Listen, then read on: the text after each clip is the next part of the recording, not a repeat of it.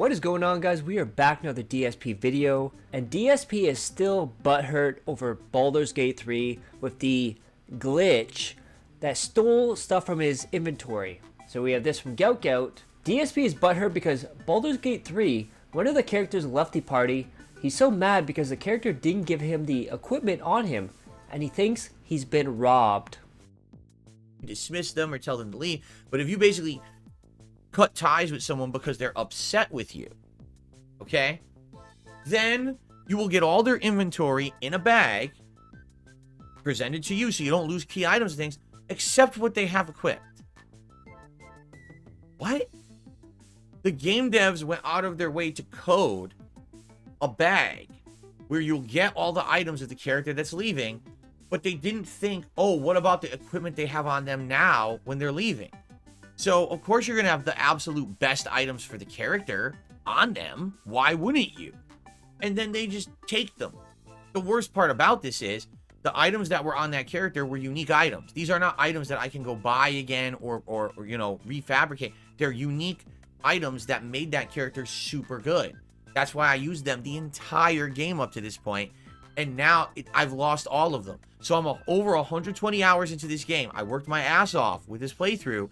And the game says, oh, by the way, once again, you're just supposed to know, with no way to ever know this ahead of time, that if someone leaves your party and on bad terms, you lose all the stuff that they have equipped. I'm just supposed to magically know that, right? You want to know what that is, ladies and gentlemen? I'm going to summarize it for you. It's called bad game design, right? Baldur's Gate 3 is a fine game, but the more I've played it, the more and more kinks in the armor I've found, the more and more cracks in the facade. The game ain't perfect, man. You know, it's got a lot of problems. This is probably the worst problem I've encountered in it. This game should not cheat you out of items that you earned during your playthrough because of a dialogue choice or a story choice. You're doing the right thing. You're feeling you're making the right choice. You don't know the character's going to leave. And then they just decide to leave and take the best items with them. No, unacceptable. I will never forgive Larian for that. That is terrible game design. Now, it's not the end of the playthrough. It's not, you know, I'll talk more about this in depth tomorrow on the podcast because, as you notice, this is the abridged version. I'm not even mentioning the character's name to avoid spoilers for those who haven't seen the video yet. But tomorrow, I'll go more in depth into this on the podcast, okay? But this is a reason why I've been telling you guys, this game is not accessible. I keep saying this and people argue with me. Yes, it is. It's not accessible. If it were accessible, the game would say to you, oh, your character's about to leave your party or whatever with this choice. Are you sure you want to do that because you're going to lose items? It wouldn't just steal from you. This is literally robbery. Because think of it this way. You have a group of people who are working together. Well, one person says, well, I'm going to leave now and go on my own way. Okay, give me all your shit. Because that's something our group earned. It's our property, not yours. You don't get to just run off and take it. But no, the game just says they just keep everything they have equipped. Bullshit. Terrible game design. I'm not going to forgive them for that, nor am I going to give excuses. That's awful. Really bad game design. Definitely shouldn't be like that. That's pathetic. Other RPGs, characters go in and out of your party all the time. You can either still access their inventory or you get all their inventory in yours. You don't get a bag of everything they didn't have equipped, but they keep the equipped items. That's bullshit. So I am pretty heated about it. But the thing is, I don't think it's going to really hinder the playthrough. We're at the end of the game. And no matter who I put in as the replacement, I don't know if I'm going to go with this new character now because I don't have the equipment to make them good. I might use someone else. I don't know. But it just sucks that all that effort, all that time put into this character and their build and their equipment, and I lose it, and basically it's a lost cause now trying to use a character like that again. It's incredibly stupid. So anyway. And you can tell how much of a bitch he is when he says, I will never forgive him for that. Phil, it's a video game. I'm sure they're over there, oh my god, Darkside Phil's not going to forgive us for this. Oh my god. Let's just shut down the whole company. Darkside Phil won't forgive us. And then also, Steve of the Dead, add to your board, kinks in the armor. That is right. Another phrase Phil has butchered, kinks in the armor. And then Mighty D points this out. And DSP on his throwback channel on the community tab, begging people to leave comments. Because they want engagement for videos that get barely 100 views in a couple days. So he puts this out. Hey everyone, just want to throw it out there that if you like the content on this channel, and some series like Heavy Rain are getting great views, to please comment on the videos. It's a key factor of engagement on YouTube that will help the channel overall, but not many of you do it. I check comments several times a day to approve and publish them. Yes, so whenever you leave a comment on his videos, he actually has to manually approve them. So that means if it's anything negative or criticism, automatically deleted. If it's anything praising him, kissing his butt, automatically approved. So feel free to voice your opinions on the content. And thank you for watching, all those 100 people. And then this is what DSP labeled his stream. Talk about how the devs robbed him. Remember when he got robbed of his shopping bags too? And he was shook up? And like he put, we have to recover and press on. Like, just get your head out of your ass, Phil. And this was funny. He went on a huge rant. He even called it a rant. So when he says, I never rant, you can point to this episode and say, yep, you said you ranted. DSP is talking about a character in BG3 being a spoiled brat and throwing a temper tantrum. Well, being a spoiled brat and throwing a temper tantrum about the game robbing him. And then DSP got so heated, he says this is something that should not happen. They fucked up the game. They need to be responsible for this. And then DSP is demanding BG3 put out a patch because he was robbed of his items. That's right, he wants BG3 to put out a patch to get his inventory back. How deluded is this man? That's also a rhetorical question. DSP went on a wild rant about how if someone leaves the party, you should automatically get their stuff. So they should strip naked on stream with dialogue on stream and ability to hash it out and persuade them to stay. We have Titanius. This desire causes cat to cry downstairs. And we have not a burner account. I cannot wait for him to explain this logic to the judge during the divorce. Now we're going to hear from the pig roach himself about how characters should strip down and there should be an option to persuade them to stay with the party. To say, we don't want to soft lock you, so we're going to give you all of his inventory, but then he's going to run away with all the items that he has equipped. It doesn't make sense, okay? It just doesn't. You might say, well, what's he going to do? Strip naked when he leaves your party? Yeah, because here's what should happen. If he says, well, I'm leaving, immediately you should say, hold up. We just went through a 120-hour journey together, and if you're leaving, that's on you. And I give you the option to leave if you want to leave the party. But if you're leaving, you give me all your shit right now. And then there should actually be dialogue between you and the character, hashing it out. Maybe there's a persuasion check. Maybe there's an intimidation check. And then the option should be either you just let him go scot-free, or you have to convince him to give you your items back, or you fight him. And if you win, you keep the items, right? That's what should have happened. Not, oh, he decides to leave. He disappears from the fucking game. Literally, he just goes, bloop, he's gone. They wipe him from game's existence. And now you have no option whatsoever to get your shit back. That's bad game design. And you might say, well, your actions should have consequences. Yes, if you're going to lose the character, that's the consequence. And give me the extra step of role-playing to have that dialogue so we can now determine what happens, because you're choosing to break our camaraderie, our fellowship. You're the one doing it, not me. I'm not sending you off. You decided to leave. So now we have to hash this out, right? Seriously, that's bullshit. You don't just get to steal everything, right? If you are in a relationship and you break up, does one person in the night steal everything in the fucking house and run out the door? No, you have to hash out who keeps what, right? It's bullshit. It shouldn't be like this at all. It's absolutely terrible writing. And Zero says it was his stuff. Wrong. It was the party stuff.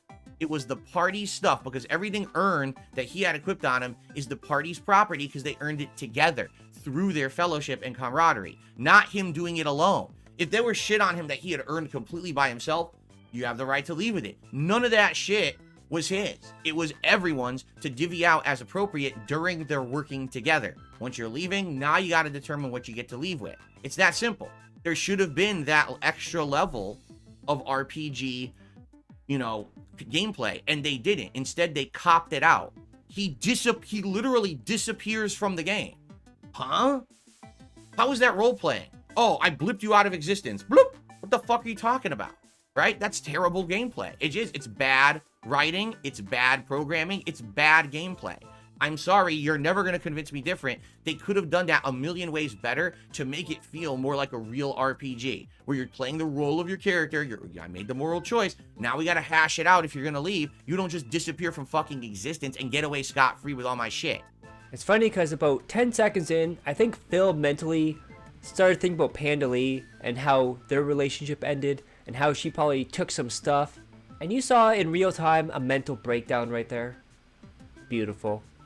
Then we have Poem's future here that just says, yeesh. Really want Asterian's weapons and armor, you could perhaps have chosen the other option that then ended him and looted him. This quest has like 4 to 5 endings, and you could have recruited Minx 20 hours ago. Now you've lost 2 companions. I've lost 2 companions. Are you talking about Minthara from the beginning of the game, who really wasn't ever presented as a companion? Maybe that's what you're talking about. He says, are you going to lose Lae'zel too? Is it a coincidence that at the same time you're under pressure to finish 2 RPGs that you're playing, you're under pressure in Baldur's Gate 3, trying to finish off the Elder Brain?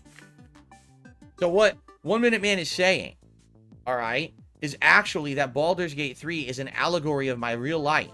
Because by losing Minsk and now Asterian, not Minsk, excuse me, by losing Minthara and now Asterian, all right, it's like I've lost John, Rambo, and Howard.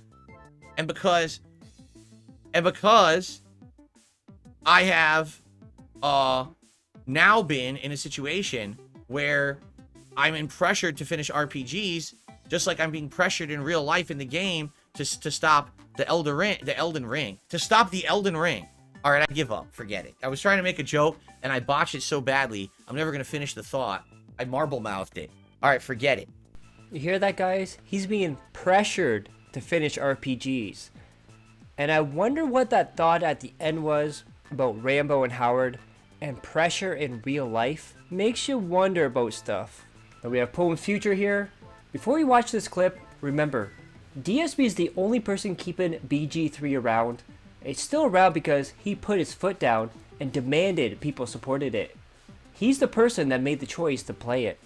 I don't know how I could do another game like this. I don't. You see how much problems this has caused?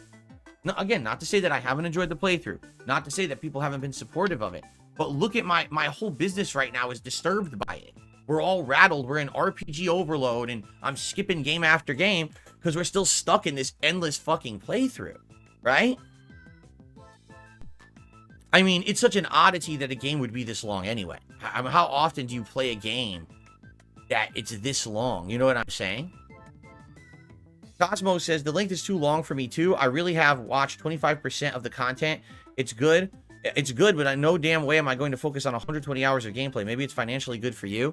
I'll tell you this. Again, it's a double-edged sword. Here's why. For those of you who really have enjoyed the playthrough on stream, you've been very supportive of it. There hasn't even, I don't even think there's been a Baldur's Gate stream in months that we haven't hit the $100 tip skull. That says something, right? That means something. The game gets support on stream.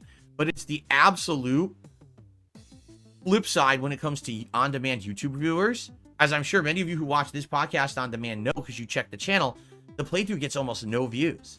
I've got parts of the playthrough sitting at 200 views for weeks. No one's gotten to part 100 yet. You know what I'm saying? Like, there are people slowly watching it, but this is the kind of playthrough that's like a slow burn playthrough. You'll probably watch it a lot over time, and eventually people will get through it, but it's going to take a long ass time. So the playthrough, again, I told you guys things like engagement, views, profits on this channel have been down since I played Baldur's Gate 3 because I'm not getting the back end viewership and support on the playthrough here. I am getting it on the streams, you see? So it's kind of like, it's good I'm getting it on the streams because, man, if I wasn't getting it on the streams, then this playthrough would have been a dub. Of course, this is him talking about starting up Dragon's Dogma and how he doesn't want to play another RPG, but he wants to play another RPG. And then remember when he said he makes pennies on ad revenue and he doesn't want to be Mr. Views? Well, this sure does prove it, doesn't it, Philip? Then we have a hell of a quote here. DSP today, I don't suck balls. Make my own game where he marked, I bought this game. I have the right to criticize it. I've played it over 120 hours. I can tell you where there's room for improvement instead of just sucking the balls of Larian Studios devs, okay? I don't suck balls. I tell you how it is. This is a awful part of the game that should be improved in future installments when they make them. They should make it better, not fuck you. And then he went on to say he doesn't want any ball sucking. I don't want to hear ball sucking around here, ass kissing, knob stroking, none of that. I actually want to hear legit arguments. Of course, he was talking about feedback to Baldur's Gate 3 and why that glitch happened. And then, what would be a stream without a DSP retcon? So today he was talking about why he didn't play Baldur's Gate 3 at launch. Of course, we all know the truth. He didn't want to play it because it's another RPG like Divinity Sin 2. And remember, he said when Starfield comes out, no one is ever going to talk about Baldur's Gate 3 ever again because console players will not like it. It will not get nominated for Game of the Year. It will not win Game of the Year.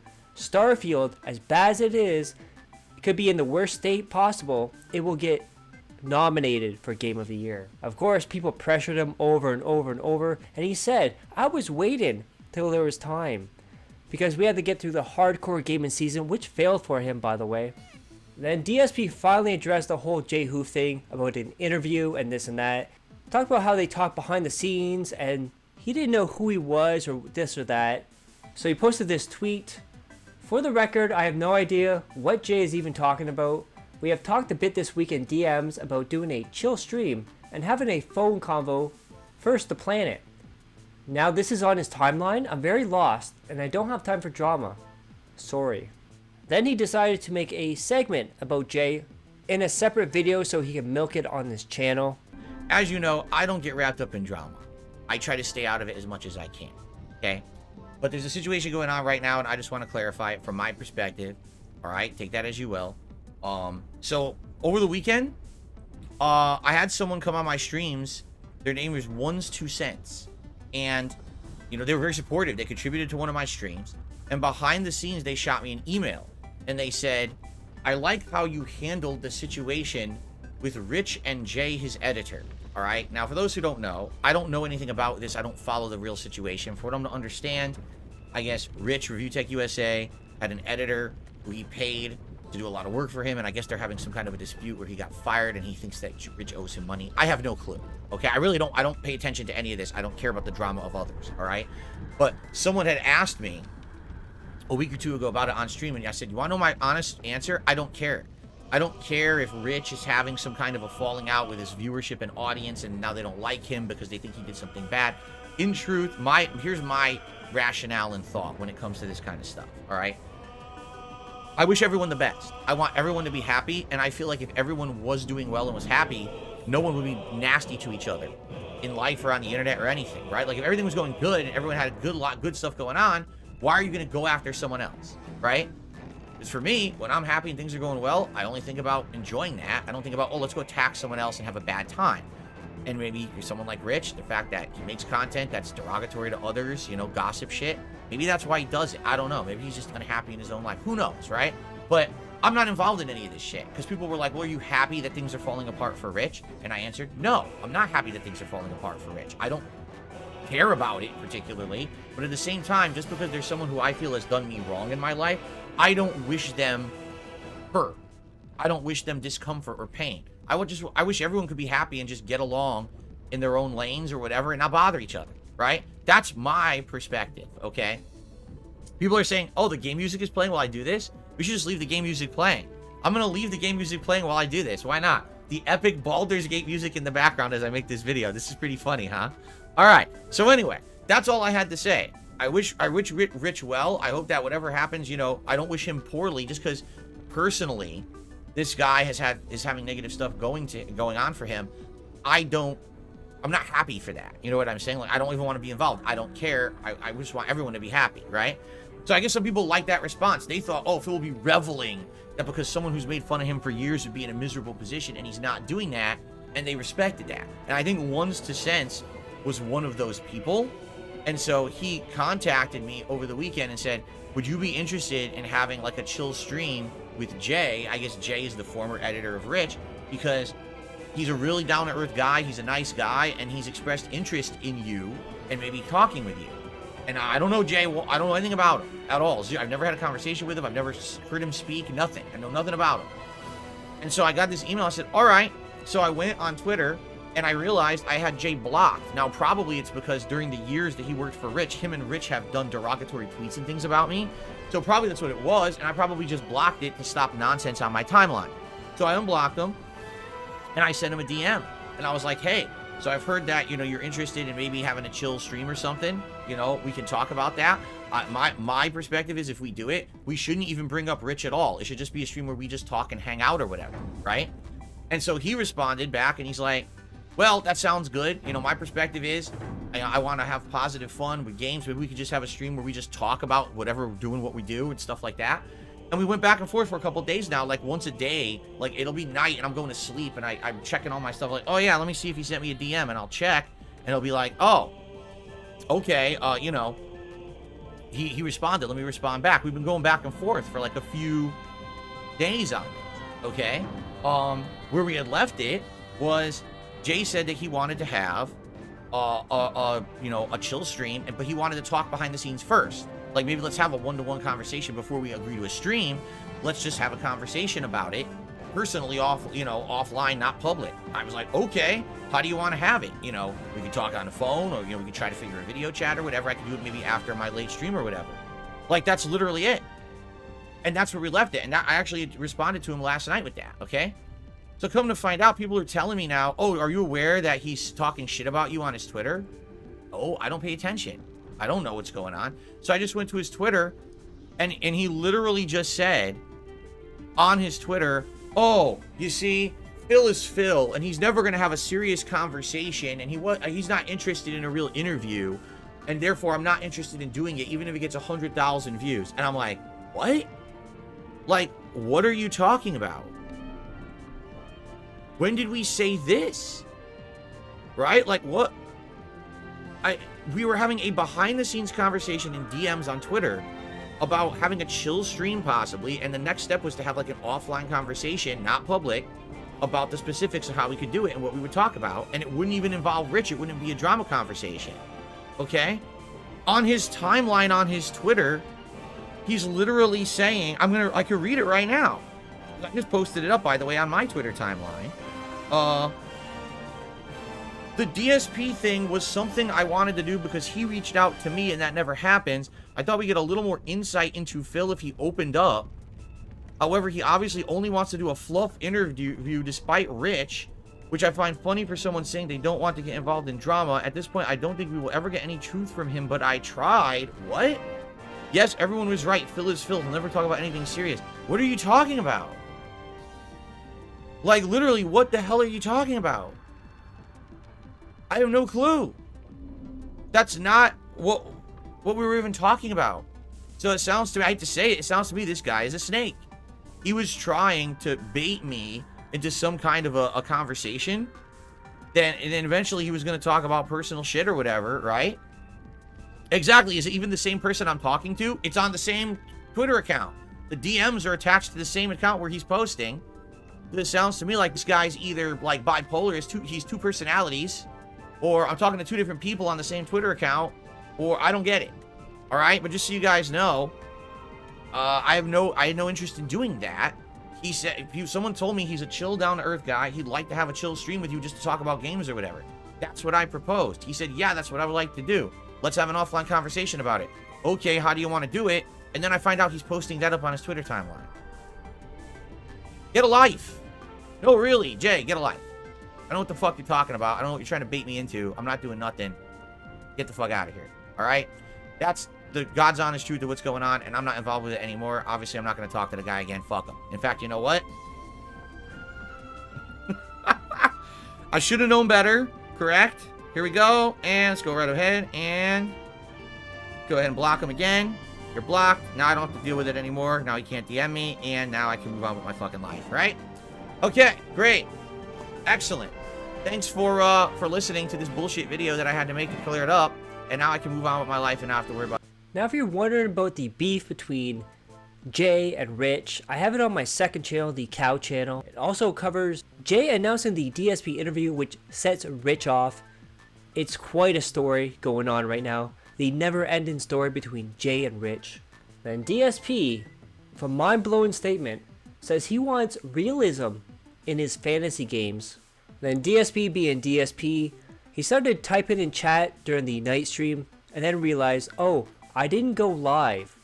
So he was chatting with himself before even hitting go live. That's the most filthy thing I've ever heard. So if you guys like that, click that like, share the video, leave a comment below, hit subscribe to my other channels on the details or the end cards. And as always, hope you're all safe, healthy, and happy. I love each and every one of you. Peace and love.